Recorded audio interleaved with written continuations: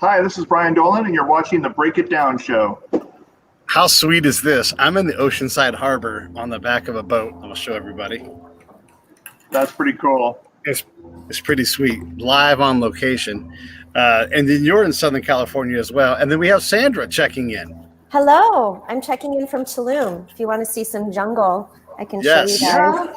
Yeah, let's see here. What country are you in? I'm in Mexico. Mexico. Yeah. That's lovely. So much fun. It's not bad. It's not bad. I have no complaints.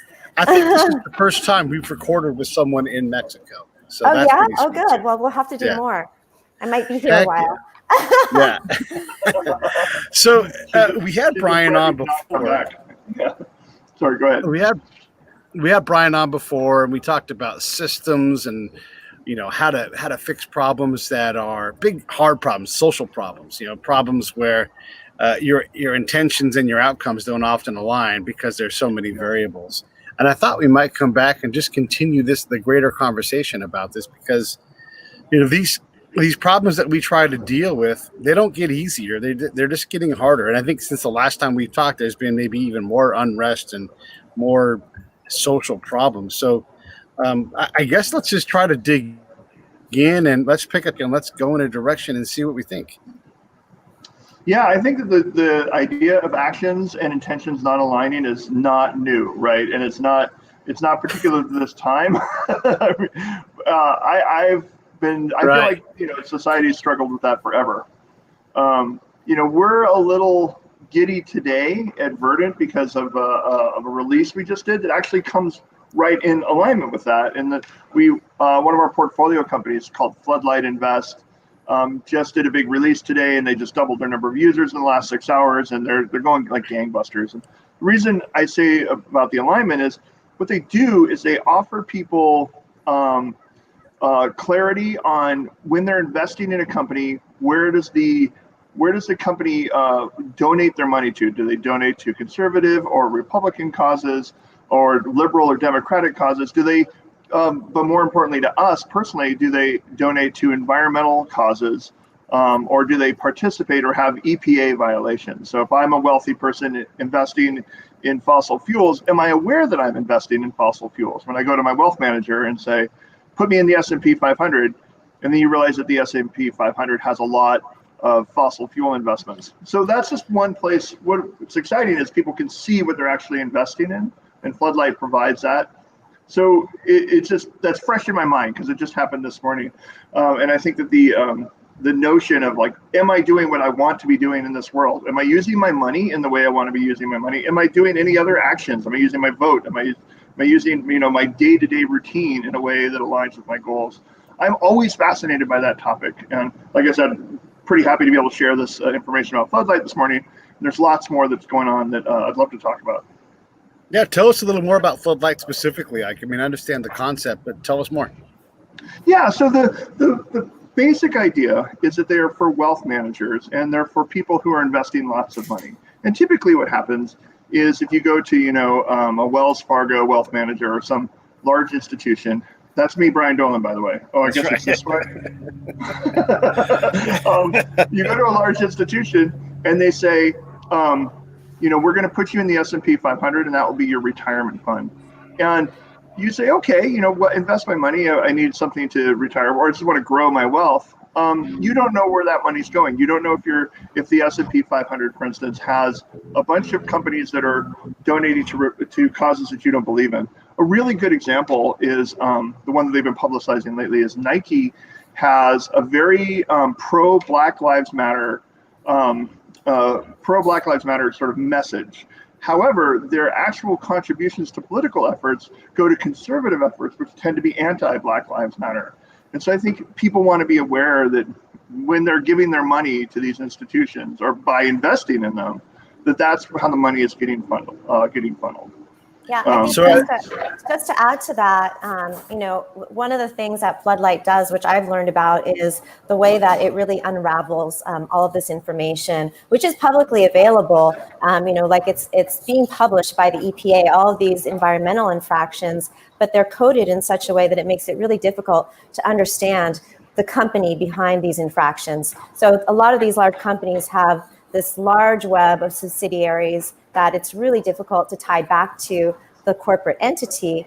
And what Floodlight does is it really, brings light to, all of to the really the truth behind what's really happening with these subsidiaries. And another example is Disney, for example. Walt Disney, they actually have, quite a number of environmental infractions that they've had on a regular basis, year over year. But you wouldn't know that, given their corporate reputation. So I think that just shining a light on the truth behind what these corporations are doing is really exciting to see from a transparency perspective, and really being able to put your money where your values are.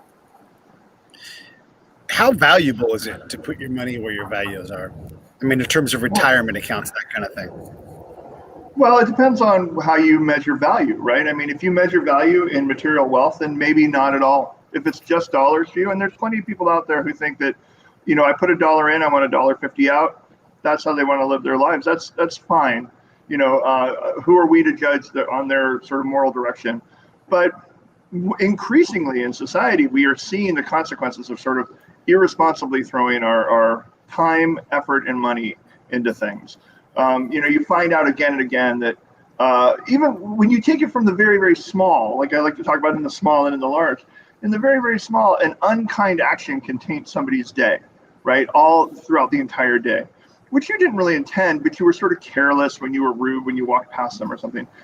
And that's in the very small. In the very large, if you're investing in things that are contrary to your values, maybe you won't see it in your returns, but maybe your grandchildren will be affected by it, right? So you need to think, people are beginning to be more careful about how they think about how they're using their money, what influence they have in the world. Money is one of the best ways to influence people and companies. So how valuable is it? To me, personally, it's extremely valuable. It's extremely valuable. I'm very careful with where I put my money. As an investor, I'm very careful with where I put my money. To others, it might not be valuable at all. So I think it's a spectrum. Well, I mean, I do think that there is ROI in it. I mean, it's sort of been signaled. The trend really started. I mean, it has been going, but BlackRock, one of the biggest investment management companies in the world, earlier this year, their CEO and chairman put out a note to their board of directors and their investors, saying that they were going to be divesting of fossil fuels. So fossil fuels are really, on a downward trend in terms of ROI, and big money managers, institutional money managers are seeing that, and they're making the shift. So it really does pay to put your money in places, in a place where your values are. And I think that also the returns on ESGs lately have been showing that, right, Brian? Yeah, they definitely have it. I'm hoping that those are sealed. Oh my gosh! How great is that? That is great. That is great. So if you're watching this, you heard about seals, you want to care about where you put your money, right? That's pretty great. That's the best. I've seen dogs, cats, children, everything interrupt these videos. Seals. First time. Yeah, that's awesome. And some people in some pedal kayaks. Let me ask another question then as we explore this, because putting your money where it's important, and just yesterday we had on a guy named Terrence Long. Sandra, maybe you know him. I met him through Jeremy. And what he does is he attacks the unexploded weapons in the ocean dumping program. And basically there is no political will to deal with this. So the military establishments around the world have an agreement, and basically anything predating a certain date, let's say 1970, that's already in the water, essentially doesn't exist. And as long as they comply with the going forward rules, which allow dumping of weapons into the ocean or rivers, then you're okay. And so you're trying to deal with these long-term problems. He's like, plastic is nothing. We've got mustard gas in the ocean, and it's killing fish. And there's areas where all the fish have cancer, and it's become a genetic modification where they just come with cancer. So these enormously problematic problems. Yeah, and he's struggling to get enough money and attention to do anything about the problem. But maybe it is smart to invest in Nike because they do make money, and so you can, although they employ Indonesians for pennies, but maybe you take some of that money and cleave it off and donate some to his NGO as part of the program? Is that possible to do something like that, where you're like, I want to be, part black in my risk, but also part green in my return, so that I can divest and send things to these folks that are doing impossible work, like trying to get the hundreds of millions of, like the tonnage of these weapons is shocking. I would very much like to hear more about those weapons. And I mean, one of the things, and I want to answer your other point about, using your money in your own personal directions. But one of the things that Sandra and I have spent a lot of time talking about is how do you come up with economies that are environmentally sustainable? And one of the problems that's been true for a long time is that the only way to make money in green economy for decades was government grants, which is just not sustainable, right? You can't really build a business around government grants. I mean, you can, but you can't, right? It's two sides of it, depending on whether or not you're a large contractor. So we've been looking around for ways to find green, sustainable economies, and they're coming. There's more and more of them all the time. And to Sandra's point a moment ago, Floodlight is pointing to the fact that like the fossil fuels are beginning to decay. There was a great article, I'm trying to remember who wrote it, about that says that in 2017 will be seen as the year that fossil fuels collapsed. And they're beginning to decay and decay and decay. So if you're not paying attention to where your money's going and it's all in fossil fuels, you're probably going to be in a bad place. And that's because of the change in tide and change in culture as people become more responsible with how they want to invest, partially. And also, frankly, the economy is better there. You get more jobs out of clean energy. You get more sustainable growth out of clean energy. And it's a way to actually bring U.S. citizens back to work, re-employ them, because all those jobs are actually happening in the United States, or many of them are actually happening in the United States. So I think that on those, the actual return is getting really good in the green economy. We're always looking for things. How do we turn this de-weaponization of the seafloor into an economic driver so that we can get some attention and money on that? I don't know, but it's definitely one of those things that, I'm going to be thinking about over coffee, and hopefully somebody has a great idea they can pitch me at some point. I would love to hear more about that. And I also, not to go on too long, but like the notion of I'm going to take my money from Nike and then I'm going to invest it in something. That is an atomic transaction level way of thinking about the world, which again is a point of view that a lot of people inhabit. I try to think in terms of systems. I try to think in terms of my net effect. So, the phrase, robbing from Peter to pay Paul, or the other way around, I honestly don't recall the specific phrase. Yeah. Or really get your hands out of my pockets. Exactly. Yeah, there we go. Do we really want to live in a world where I'm trying to offset some evil I just did? Or do you just want to live in a world where you're comfortable with all of your actions? You're not trying to offset some of them, and you're constantly making a correct moral decision from your own point of view. Yeah, Brian, you talked a little bit about how, you looking to find a monetization model for something like the munitions in the sea, but can you talk a little bit about what Verdant actually does and how you help bring these businesses to light? Oh, absolutely. I mean, I'll talk about Verdant all day. I try to avoid it because I think people get sick hearing about all the cool stuff we're doing, but I really do. So one thing, we have this company called Biomass One that is dedicated to employing farmers. I think, Pete, you and I may have discussed them. The idea is farmers have a bunch of agricultural waste that actually can be used for energy feedstock. So you can take a bunch of stuff you normally throw away on a farm and sell it to an energy processing plant and turn it into electricity. So corn husks can be turned into electricity. Soybean shells, walnut shells, all these things can be turned into electricity. And even non-food waste can be turned into electricity. Cow manure can be turned into electricity. But how do they do that? Well, there's no logistics support for all that. So we have a company now called Biomass One that's setting up some fairly large interactions with some of the major energy companies to help them become cleaner. So we are dealing with some of the big names in energy, and we're saying, hey, listen, you guys have a terrible reputation and your fossil fuels are going away. We're going to sell you cleaner energy sources. And so that's one where we found an economy where we can actually create business around green energy. And that one's that one's really exciting. That one's launching, well, we were hoping to launch this month, but probably November, that'll be publicly available. So people can create these transactions where they can create cleaner energy from biomass and agricultural waste. Right. How does Verdant help in in those ventures? Well, as we're investors, we invest in these companies. We typically invest expertise. Our big value add is that we can come in. We know how to build enterprise scale artificial intelligence solutions. That's a big part of what we do is we build AI, and we're using those skills in order to get these companies further along. We'll come in. We'll spend 3 to 6 months working with these companies, develop their product with them and for them. Help them get to market, help them get their marketing done, and connect them with investors who will actually put in direct cash, whereas we put in effort and activity. We like to operate the companies because we are experienced operators. Our people have been doing this stuff for like 25 years. So we have another one that's along the same lines of values. Sorry, go ahead. No, I see. I told you I'd talk all day about it.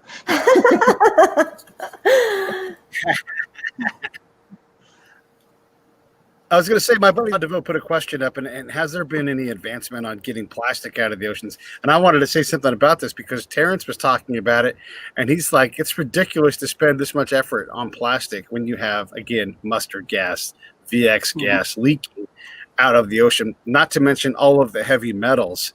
And and to put effort into plastic straws in a place that primarily bags this garbage, he sort of scoffed at that and said, "You guys are, you're missing the forest for the bombs," and was desperate to make the point that you think of all of the horrible things that go into munitions, and it's all been down there forever, and so it's not just decimating, but the shelf life of this stuff is 5,000 years, or the half-life is 5,000 years.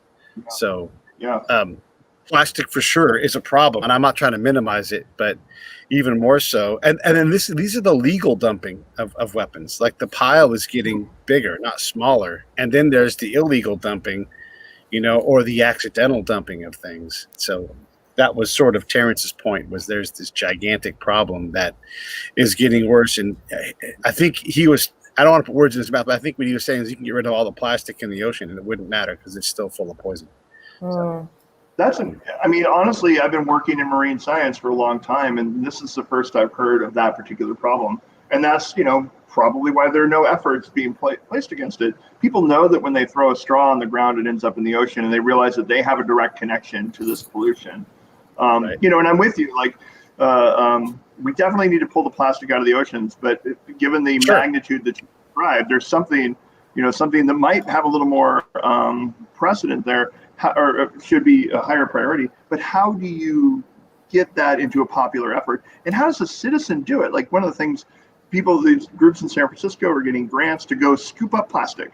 They're getting grants and they're making money. Now, if I gave Pete a grant for $10 million, could you really go pull these munitions out? And what are you going to do with them? Like, that's really hard. That's definitely something to gnaw on. Like, how do you turn that into an economic instrument to remove those things, remove and neutralize, not just remove them, not just throw them in the backyard, where do you put them? Abatement of the land, because if it's seeped into that ocean floor, that has to be done.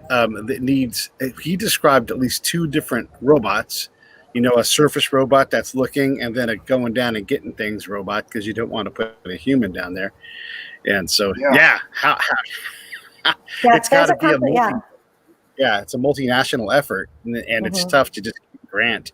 And the last thing you want is to give a grant and be like, "We found these bombs. Where do we put them? Can you put them somewhere for us?" See how organic solutions, like, we've been learning that you can use algae and bacteria to decompose quite a few of these things that were seemingly undecomposable.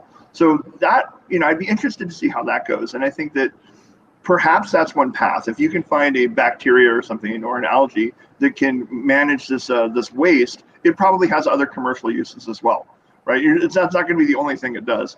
So that would be an interesting place to look. If you're the producer of that's genetically modified algae, of course, now people freak out when you say genetically modified, but if you're the producer of that, you might have a business model, how we're going to go and clean that up.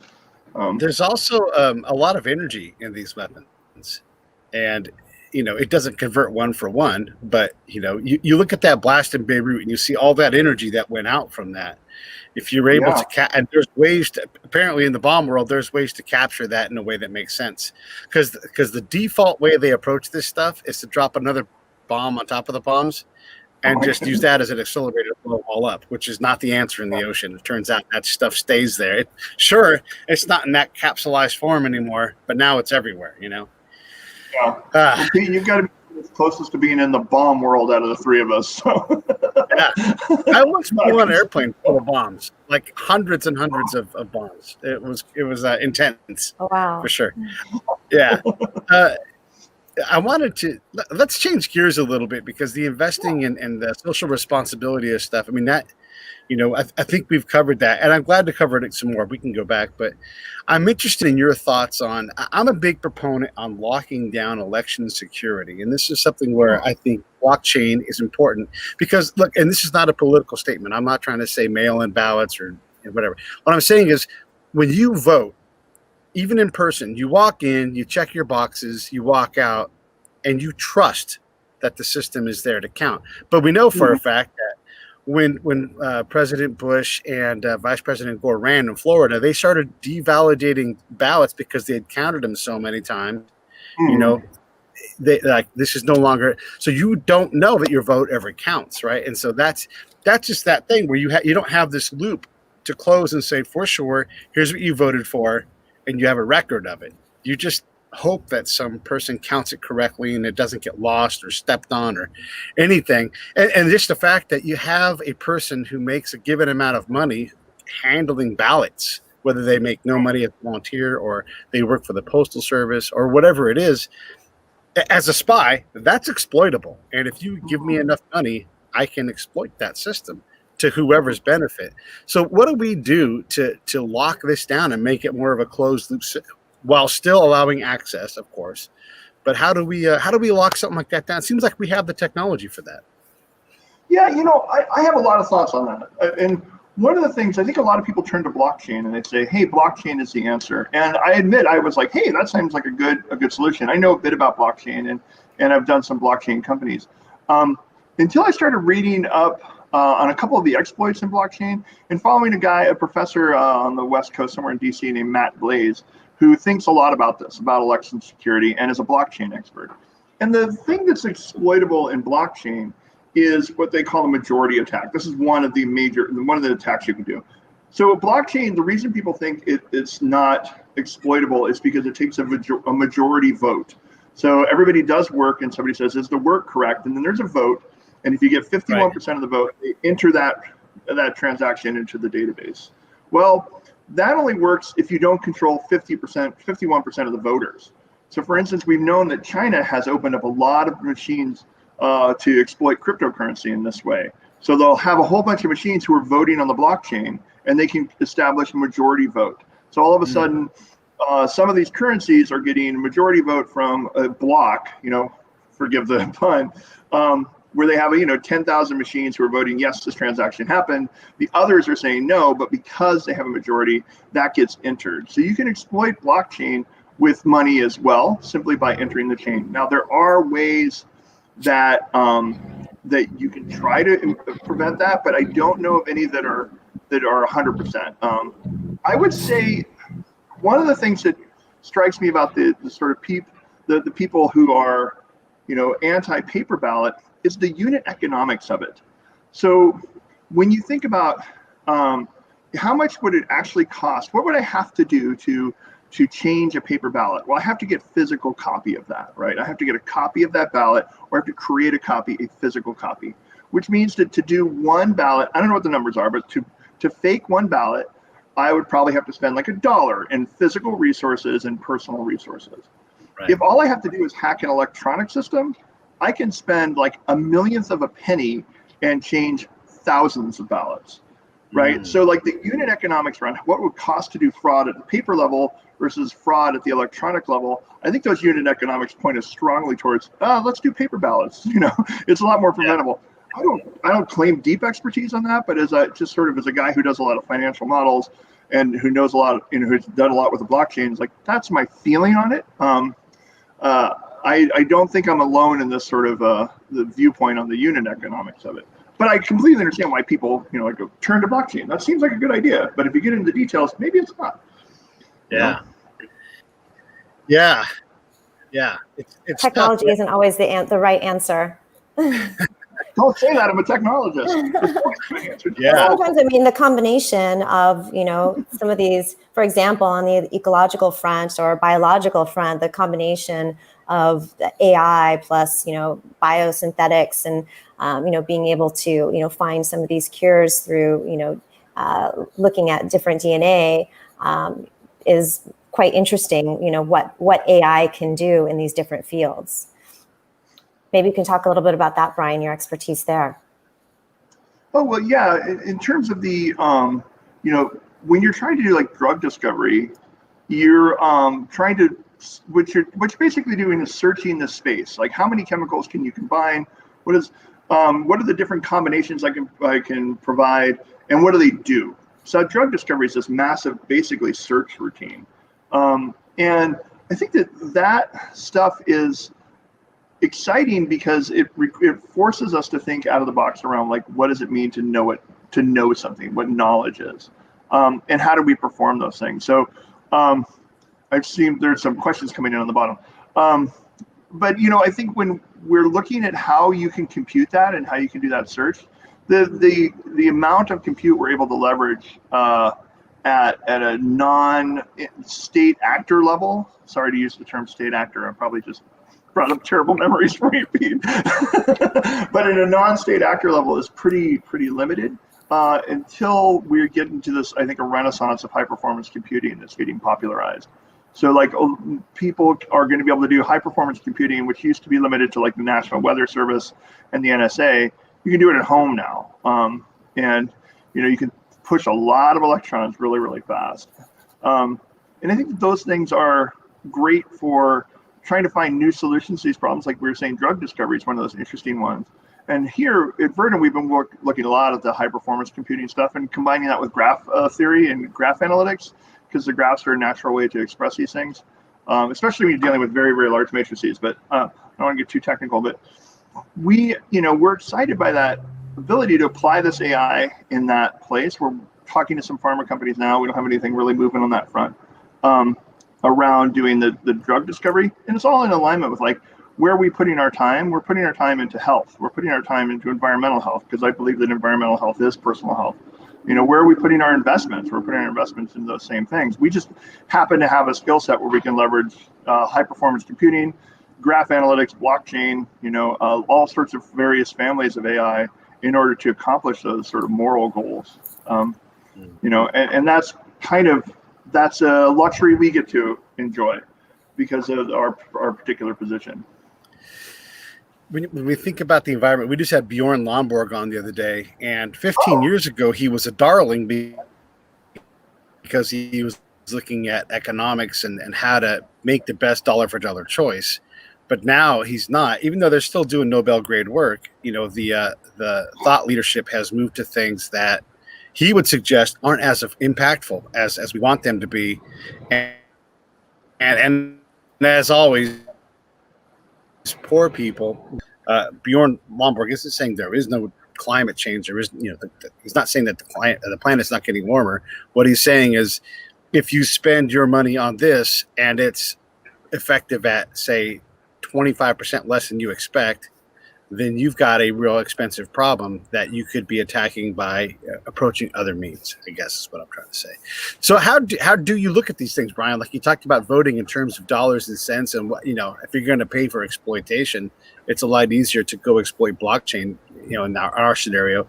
But what do we do when the narrative is moving around enough that he's making fair points, but there's also a lot of technology advancement in battery tech and algae tech and I don't know what a big matrix is. I kind of stop at when it gets to K and like 12, and then I'm like, that's too big for me. So help me understand. All my examples are 3x3 anyway, so I like to joke. I build a 3x3 matrix, and then I think of very large values of 3. So that's the best way to sort of figure it out. With the election security, of course, is super interesting. And a number of years ago, and the data thereof, a number of years ago, back in I don't remember, like 2004, 2005, California had an election that seemed a little bit fishy, and I was approached by a nonprofit to do an analysis of the election results. And so that was a fun analysis to do. But one of the things I looked into was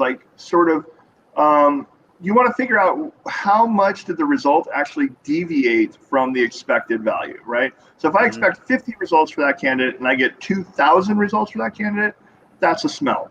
If I get 56 results for that candidate, that's not a smell. Right. And so, so much of it is still kind of, you have to have that domain knowledge. But I do think that there's a lot of value in exploiting the poll data to understand what the parameters should be, right? Like one of the things that people are still freaked out about with 2016 is it was a big surprise because nobody really looked into the Electoral College. But if you had looked at the Electoral College as 538 did, Nate Silver looked at it and said, the Electoral College doesn't look that great for Clinton. But he put up, high numbers for Clinton. And I think people now think that Nate Silver doesn't know what he's talking about, when in fact, he was the most accurate predictor at the time because he looks at those poll numbers.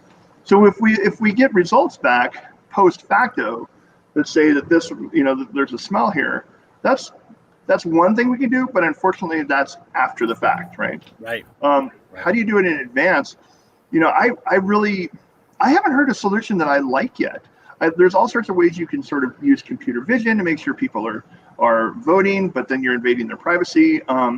Is it possible to use secured electronic votes that doesn't really rely on blockchain, but is uniquely identified to you, maybe even through biometrics? Probably doable, extremely expensive, right? Like if I have to use my retina to vote, first of all, I'm invading your privacy. But secondly, that device is not going to be, a 2-cent device, and I have to ship one to everybody in America. That gets pretty complicated. I haven't really heard one that I'm super confident in. I think, in my opinion, paper ballots are probably the most robust. They're definitely not flawless. There's nothing that's flawless, but paper ballots seem the most robust to me at the moment. And what about the thought process on dollars towards the environmental problem and where to best allocate them? Yeah, so this is your friend. I think he said his name was Terry. Talking about the munitions at the bottom of the ocean. I have no idea how to turn that into an economic. So I would not put my money there yet. Right? Yeah. It really, when you think about an economy like an ecological system, like we learn to hunt because we need to eat, right? And we learn to spend, and the spending makes our world go round, so to speak. Like I'm a total capitalist. I'm a capitalist with boundaries. I believe in good taxation structures and stuff like that. But I'm a total capitalist, and things are only sustainable if there's a real need there. And there's now. The need has to be economic and has to create these economic values. So when we're looking at opportunities and we're looking at value, there's plenty of things out there that are high return, economically high return, that are not obvious. For instance, I think agricultural waste is one of those things where people look at a pile of cow shit and don't think money. No, we don't. In fact, they don't. That's why they use the term, right? So when I was approached by Wendy to say, hey, you can turn this excrement. I'm trying not to swear on your show too much. You can turn this excrement into cash. I was like, well, that's pretty interesting, and that's beginning to be market viable. Another one is we're dealing with a company that is placing addicted patients into rehab facilities. And Coverwell, and their CEO, you might want to say that again, Brian, because there was an airplane that. No, I'm just going to say I'm about to jump out of the plane. So Amy Gray is the CEO of Recoverwell, and what they're doing is they're placing recovering addicts with rehab centers. And it's a fact in this country that like 50% of the rehab beds go unused. It's a $42 billion industry, which means you're probably leaving $20 billion on the table. And the reason they go unused is because they can't connect with the patients. So Amy has found this very, very clever way to connect patients to rehabs and get them into those beds and get them the help they need at like the worst time in their life, the very worst time in their life. They've just come out of the emergency room. Well, maybe when they went in was the worst time, but they've just come out of the emergency room. They got to get help. They're in a bad place, and there's no way for them to get to it. No good way to get to a rehab. But there's an economic there. These people are trying to provide recovery services, right? So there's billions of dollars being spent, and there's tons of waste. So we can look at that as Verdant and we go, okay, well, that is a place where it aligns with our values for sure. It's personal health. We very much enjoy, very much admire that. And there's an economic there that is sustainable because the recovery industry is growing by leaps and bounds, especially with the pandemic, right? Yeah. It's just terrible what's happening in the recovery and addiction space. And can you throw a government program at that? Yes, you can. Should we? I think we probably should. But a longer term solution is to create a market that actually heals people. And if we can create all these markets that heals people and heals the environment, that's the best way to go. So in terms of these big things, I don't know how we're going to do billion-dollar spends, but I'm finding lots and lots of $100 million spends. Ooh, did you lose me? No, I can still hear you, Brian. Okay. Maybe we lost Pete. Pete. He's just standing still. He's a mime now. He's Marcel Marceau. Uh-oh. Huh. Pete, do we still have you?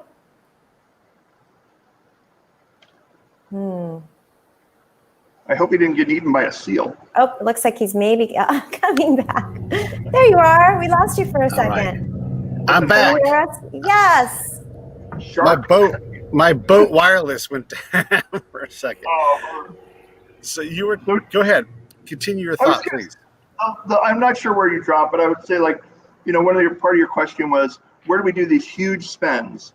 And my feeling is, I don't know a lot of these billion-dollar spends. I haven't seen very many of those, but I found a lot of $100 million spends, right? And or $500 million spends. I think when you're talking about climate change, you're talking about multi-trillion-dollar spends. That is not a market force, right? That's like at a government level. But we can get there with $1 billion here, a little bit of billion, a couple billion here, a couple billion there. Pretty soon it's real money, right? Yeah, I think when you're talking a lot. Sorry, Pete, go ahead. I was going to continue the thought on that. One of the things that Bjorn talks about is because people who don't have wealth, they struggle for access to energy. And so they do things like burn cow poop in their house, which not only is bad for the environment, but also bad for your lungs and your well-being and health. And this is sort of a greater point, like, let's spend this money in places where we're creating more access to energy. If we are going to lose pieces of islands, let's look at what the Dutch have done to deal with that, but also let's ensure that people who don't have money to move have the ability to move higher land or go somewhere else as we try to sort these things out. But the problem breaks down in that we can't even have the conversation. Again, he went from being a top 100 influencer in the marketplace to being someone that bounces around country to country as he tries to solve this impossible problem. So how do we account for the fluctuations in our fickleness as a people? Well, I definitely have some thoughts on that, and the thing I would hasten to point out is that from a perspective of distribution of wealth, distribution of energy, and quality of life, the world is getting better for most people, right? For the majority of people, the world is getting better. There's still things, and I think that honestly, the fact that we're appalled by some of the conditions that people have to live in is a good thing, because 100 years ago, we didn't know about it. Now we know about it. Now we're working to change it. So when you look at people who have to burn manure within their house and create lung disease, and you're looking to change that. This is the first time in history we can really sort of have that insight and make steps towards fixing it. So the world is getting better. So how do you account for these fluctuations? I don't think you do. But on the whole, en masse, statistically, as a group, things are improving a little bit at a time. And little bits of technology come out that suddenly make a huge difference in people's lives. And I think we're always struggling. And here in LA, there's a whole bunch of bioscience incubators that are looking for things like how do you capture more energy from gases or waste? How do you do forest greening or a desert greening, which is something that's really fascinating to me. Like, how do you turn a desert area back into arable land so that you can actually grow crops on it? There was this great experiment done in Lebanon in Jordan, around using an intermix of crops and some shade crops. And so they took this land that was completely barren and turned it into a nice lush garden. They were growing vegetables. They were able to raise animals. And that is partially technology driven and partially just smart, husbandry of the land and of the animals. So the fact that we think in those ways, the fact that we're looking at places like Jordan and going, can we improve this? We're looking at Africa and go, can we improve this? I think it's a step forward. We're horrified by what we see there, but at least we're able to be horrified and move forward rather than just not know. Yeah, I know from my time in Iraq, we were talking about greenhouses, and the guy explained that concept to me. He's like, I want you to look at my farm plot here. I've got dates up high, and I've got apple trees and fruit trees. And then below that, I have a ground crop. And if I wanted, I could also, make this quadrant fallow and just throw fish in there and have that be a fish pond and harvest whatever kind of fish it was. And that was a whole system. So you're right. Like, if you can take that ancient system and improve it by putting the right crop or, whatever it is, increasing yield, there's a lot of power in that.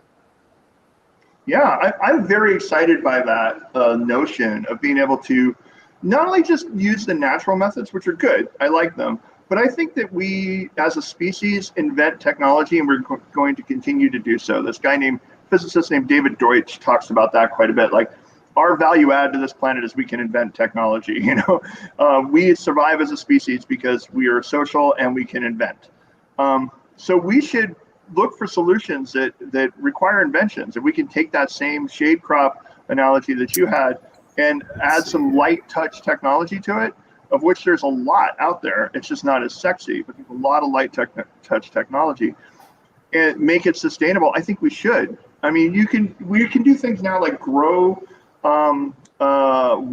copper wires within plants to harvest electricity that plants generate.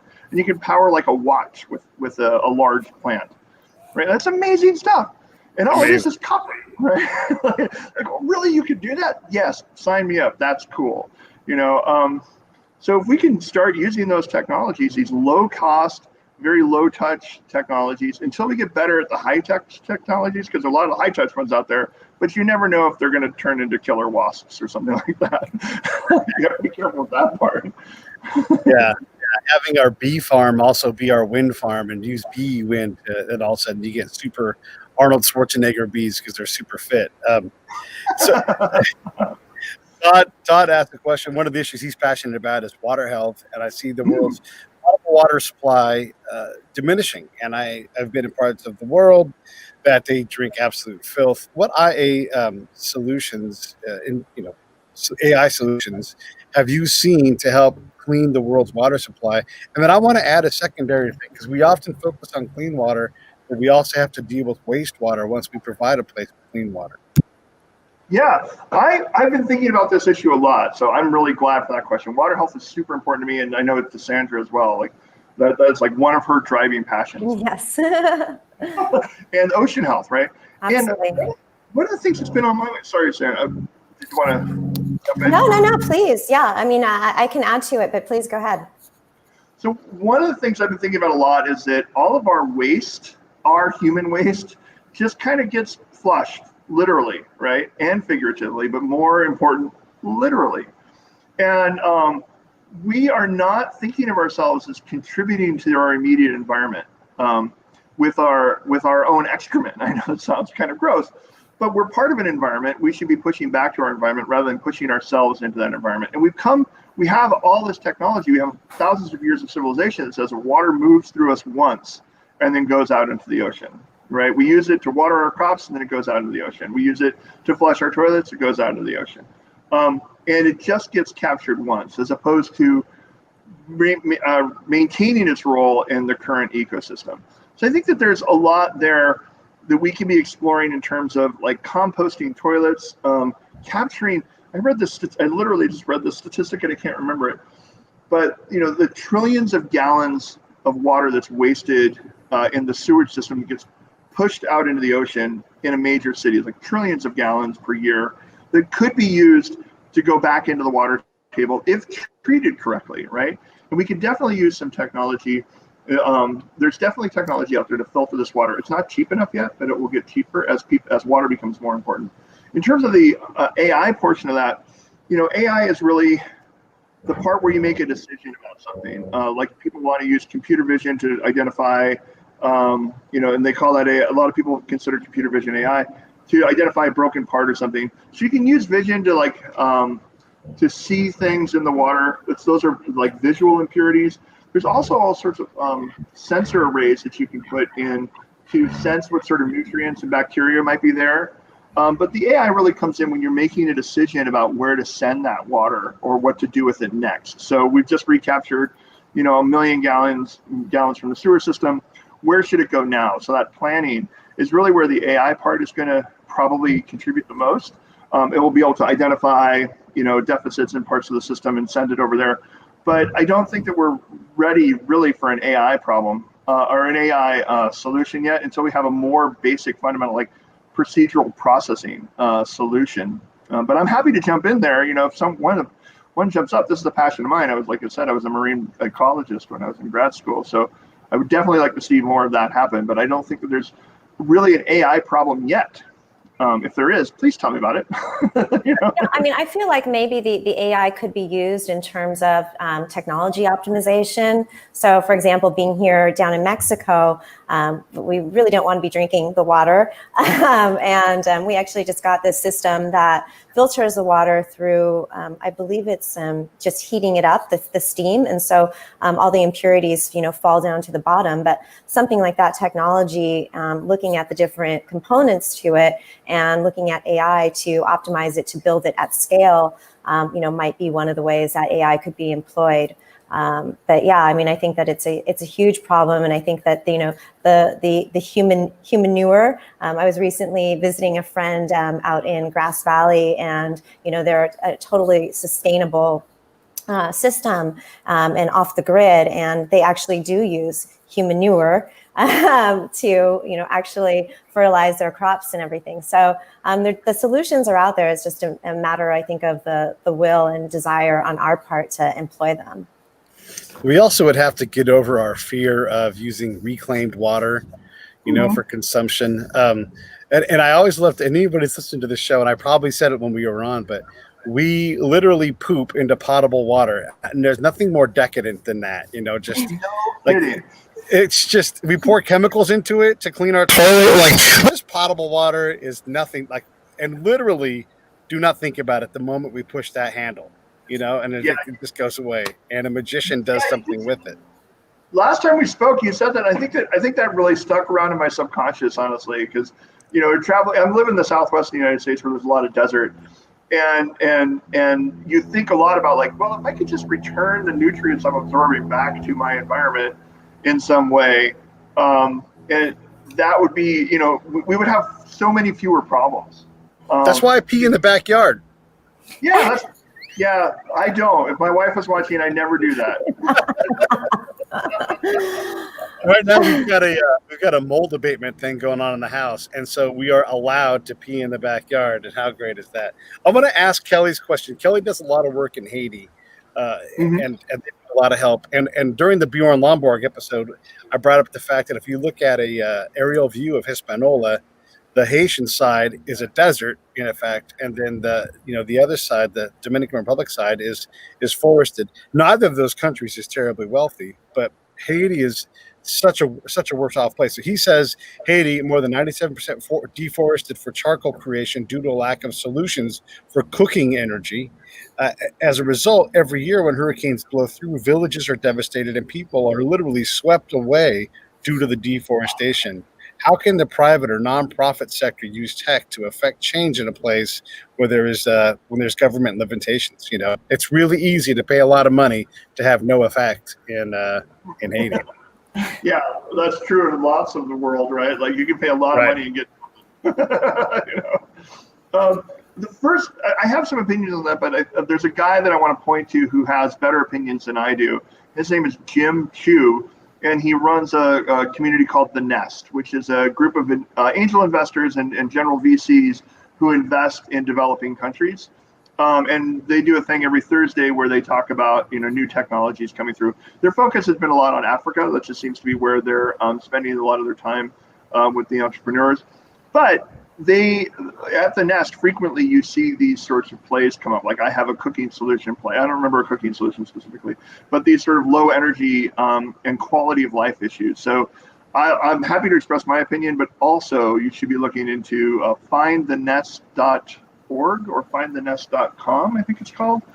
Right. And they a lot about technology, people investing in technologies for developing countries. So that's, Kelly, if you're interested in that subject, please go over there. Tell Jim I said hi. And Jim spent a lot of time in Haiti as well. Yeah, he does. Mm-hmm. Yeah. But I think in terms of the you want to boil it down. And actually, Kelly, I think you've already started to boil it down. You sort of started with with the small, like cooking energy, and that leading to a national problem in that case, and it really sort of an international, global problem ultimately.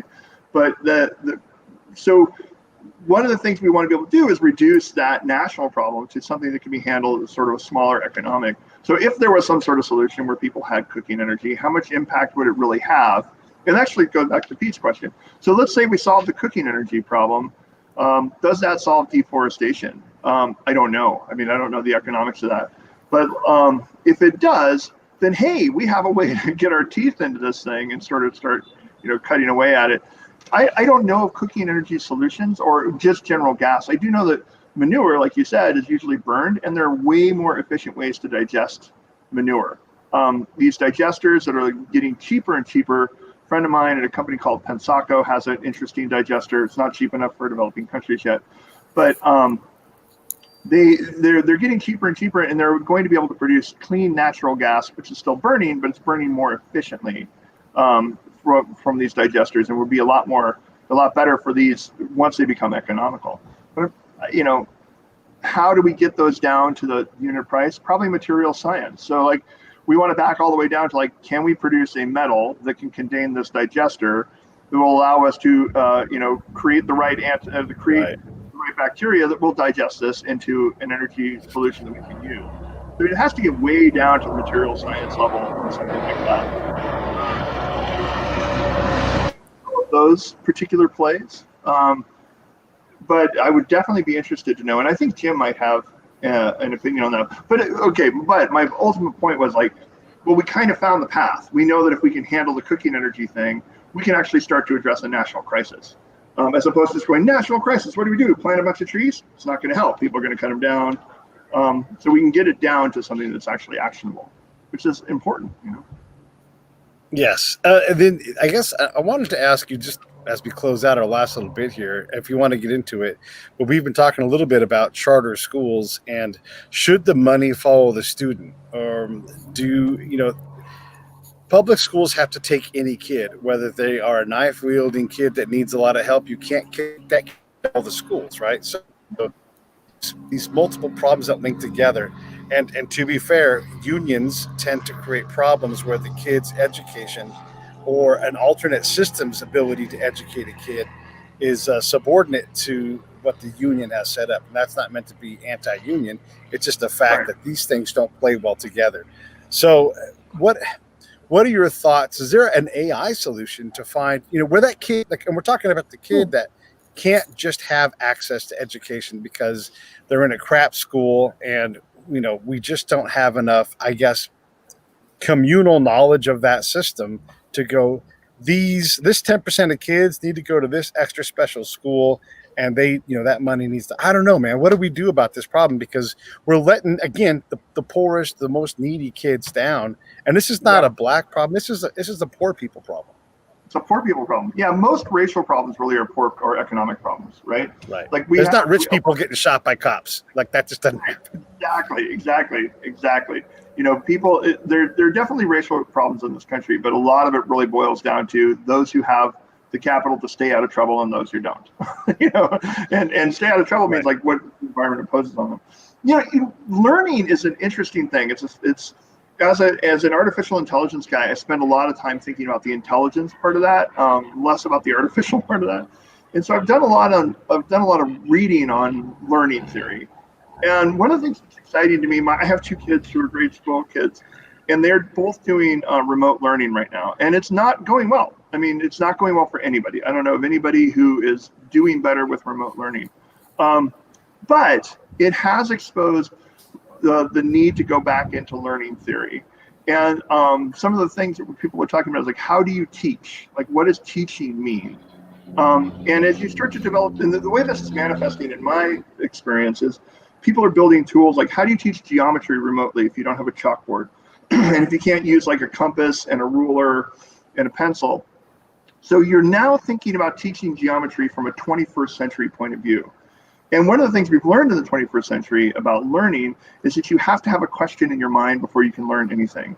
I'm going to quote Claude Shannon and Norbert Wiener again. Information is the resolution of uncertainty. And if you don't have information, or if you don't have uncertainty, you don't get any information. So you have to create this like challenge in the brain in order for people to learn. So when we're building these 21st century tools around remote, teaching geometry remotely, we're thinking in terms of those. So like the pedagogy that I'm seeing in my son's geometry videos were made like in the last 3 to 4 years, way better than the pedagogy from 20 years ago, right? So like because they go, hey, here's a problem. How do we solve the problem? Make the student think about the problem, and then introduce the answer to them in logical steps. So I think that the theory of learning is advancing very, very rapidly in the time of COVID because people are realizing just what a catastrophe this is. And that's not the full solution, but definitely virtual solutions and learning theory are advancing right now. And I feel like in a couple of years, we're going to have a better answer for how we can treat those kids who have attention deficit disorder, or what other factors in their life that are preventing them from focusing on school. We're finding ways. We've learned through video games how to capture somebody and keep somebody's attention. And that stuff is being turned. Actually, we have a startup in that, but it's very tangential. We're working with a guy at Cedars-Sinai who's using virtual reality to overcome stress, overcome anxiety, and addiction problems. So how do we capture the attention using video games and teach them? I think a lot of people are thinking about that. And so I'm optimistic that we'll have a better answer in a couple of years, but we've already made some progress. Would not be a conversation with Brian without a Norbert Wiener reference. But I think also to add to that, Brian, I mean, there are also, a lot of new technologies that are being developed that are, looking at personalized education and, how programs and education can be tailored to, particular learning habits or, the individual really. So I think that's pretty exciting also. The last couple 100 years have been all about like, I'm going to tell you to do this and you will copy what I do, right? And we've learned that that's not effective. And this particular pandemic is exposing just how ineffective that is. And I think that's driving a lot of thought and new learnings. It's not like this big boom. It's never a big boom, right? Like even the internet wasn't a big boom. The internet seeped into our lives over 25 years. So I think people want to go like, where's the answer now? It's like, wow, we're kind of trickling towards it. I believe we're trickling towards it. And the world is getting better. We had a guy on the show, his name's Aditya Nagrath, and he's got a company called Elephant Learning. And and right now they're starting with the lower grade kids. He's like, we can teach your kid a year's worth of math in 3 months because they rebuild the foundation and platform. Yeah, and it's called Elephant Learning, and they're working to solve that problem. So, and obviously Cam Lab, I don't know how you do that in your house safely, but these things like math and geometry and, the physical sciences, maybe you can do those things. But does that money then follow the student to the home? And like we now pay the parent to have a classroom in their house? Or, what do we do with that? Or does the federal government get out of the education business and we're just like, hey, that's not we're going to get rid of that entire budget line item and just let you guys figure that out with service providers? Well, if you want to create more economic disparity in learning, then you can take the government out of it, right? Like as soon as it becomes a private thing, like there are very, very few industries that serve well across the entire economic strata. And I say very, very few because I can't think of any. So there's probably some out there. I don't know what they are, right? Like when you privatize something, you're basically telling poor people that they're out of luck. Right. And there's really no way around that. Like that's what capitalism is, right? Capitalism is the transfer of wealth from one place to another. And once you privatize it, you're just accelerating that. So I understand why people get frustrated with school districts and federal schools and state schools and city schools. Totally get it. There's lots of like the things you said at the top of this segment like about how it's bureaucracy and they're not servicing. Totally agree. You pull them out of that and it's going to get way worse. And then we're going to go back to not even seeing it, right? Because we don't see the people who don't get into the private schools. We don't see the people who don't get into the private schools on our daily basis. When my son, who's in an accelerated program, is sitting in class, he's sitting in class with kids who need extra attention, and we see them, right? And we're aware of them, and we are moved to help them. But there's just the same thing. Like Haiti, we are moved to help them because we are aware. 100 years ago, we weren't aware. Right. 200 years ago, we weren't aware. So I'm very much a fan of having federal or state or government involvement for that, to keep the equality up and to keep the visibility up. Oh yeah, and my daughter actually is doing a pretty cool home chemistry course. I saw somebody posted a thing. I am not going to get that. If the teacher said don't put the stopper on tight, I'd jam that thing on as hard as I could. Don't get this too hot, all the way up. I was kind of experiment. Good enough at science to be in the class, bad enough at the outcomes that anyhow. Hey, listen, we've done an hour, and I don't want to take any more of your guys' time. Awesome to record with you in Mexico, Sandra. I'm also staring at another sea lion over there. That's kind of neat.